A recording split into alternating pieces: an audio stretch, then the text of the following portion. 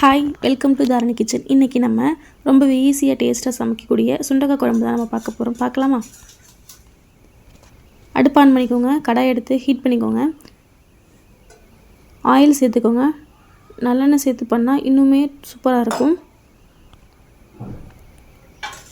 Oil heat ஆனதுக்கப்புறமா கடுகு, வெந்தயம், சீரகம் சேர்த்து நல்லா பொரிஞ்சதுக்கப்புறமா வெங்காயம் 25 நம்பர் சின்ன வெங்காயம், பூண்டு 20 நம்பர் சின்ன வெங்காயத்தை ரெண்டாக கட் பண்ணி நம்ம சேர்த்துக்கலாம்.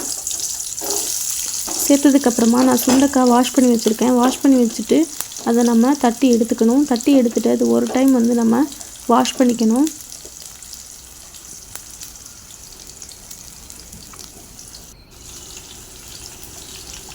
இந்த சுண்டைக்காய் சாப்பிட்றதுனால நமக்கு பிளட்டு பார்த்திங்கன்னா இன்க்ரீஸ் ஆகும். இது ப்ரெக்னன்சி டைமில் சாப்பிட்டா ரொம்பவே நல்லதுன்னு சொல்லுவாங்க. எனக்கு இது டாக்டர் சொன்னாங்க. அதை நான் உங்ககிட்ட சொல்கிறேன். சின்ன வெங்காயம் வதங்கினதுக்கப்புறமா நம்ம பூண்டு சேர்த்துக்கலாம். நான் இன்றைக்கி 3 பேர் சாப்பிட்ற அளவுக்கு நான் செஞ்சு காமிச்சிருக்கேன். நீங்கள் நிறைய பேருக்கு செய்யணும் அப்படின்னா இதில் சின்ன வெங்காயம், பூண்டு, சுண்டைக்காய் குவான்டிட்டி கொஞ்சம் அதிகமாக எடுத்துக்கோங்க. நல்லா பூண்டு எண்ணெயிலே ஃப்ரை ஆனதுக்கப்புறமா நம்ம கருவேப்பிலை சேர்த்துக்கலாம். வாஷ் பண்ணி வச்சுருக்க சுண்டைக்காய் நம்ம சேர்த்துக்கலாம். சுண்டைக்காய் கொஞ்சம் நேரம் எண்ணெயிலே ஃப்ரை ஆகணும்.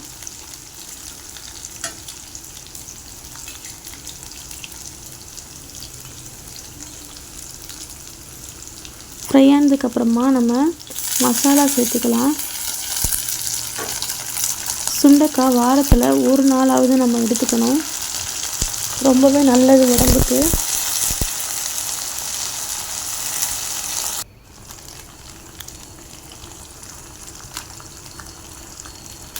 இது கூட நம்ம எக் பாயில் பண்ணது இல்லை ஆம்லேட், அப்பளம் வச்சு சாப்பிட்டா சூப்பராக இருக்கும்.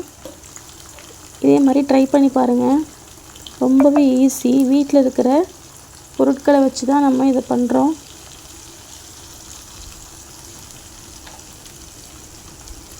மஞ்சத்தூள் 1/2 ஸ்பூன், 1/2 ஸ்பூன் மிளகாய்த்தூள், குழம்புத்தூள் 2/2 ஸ்பூன் சேர்த்துக்கலாம். எல்லாத்தையும் சேர்த்துட்டு நம்ம மிக்ஸ் பண்ணிக்கலாம்.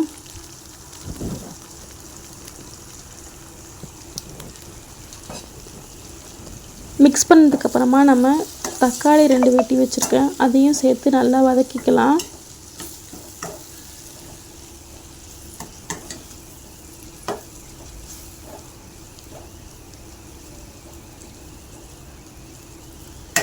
நல்லா வதங்கிடுச்சு.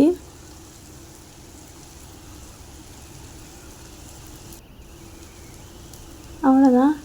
நல்லா வதங்கினதுக்கப்புறமா ஒரு சின்ன நெல்லிக்காய் சைஸ் அளவுக்கு நம்ம புளி எடுத்து அதை கரைச்சி வச்சுருந்தேன். அதையும் நம்ம சேர்த்துக்கலாம். சேர்த்துட்டு ஒரு 2 நிமிஷம் அது அப்படியே கொதிக்கட்டும். புளியோட பச்சை வாசனை போகிற அளவுக்கு நம்ம அதை கொதிக்க வச்சதுக்கப்புறமா தேவையான அளவு நம்ம தண்ணி ஊற்றி 10 நிமிஷம் ஹை ஃப்ளேமில் நல்லா கொதிக்க வைங்க. கொதிச்சதுக்கப்புறமா சிம்மில் ஒரு 10 நிமிஷம் கொதிக்க வைங்க. நல்லா எண்ணெயெல்லாம் பிரிஞ்சு வந்துடும். குழம்பு ரொம்பவே டேஸ்ட்டாக இருக்கும். அதை நம்ம எவ்வளோக்கு எவ்வளோ நம்ம குழம்ப சிம்மில் வச்சு நல்லா எண்ணெய் பிரிகிற அளவுக்கு கொதிக்க வைக்கிறோமோ அவ்வளோ அது டேஸ்ட்டாக இருக்கும். நமக்கு குழம்பு வேண்டாம் அப்படின்னா நல்லாவே அதை நல்லா கிரேவியாக வச்சு நம்ம அதை சாப்பிட்லாம். சூப்பராக இருக்கும்.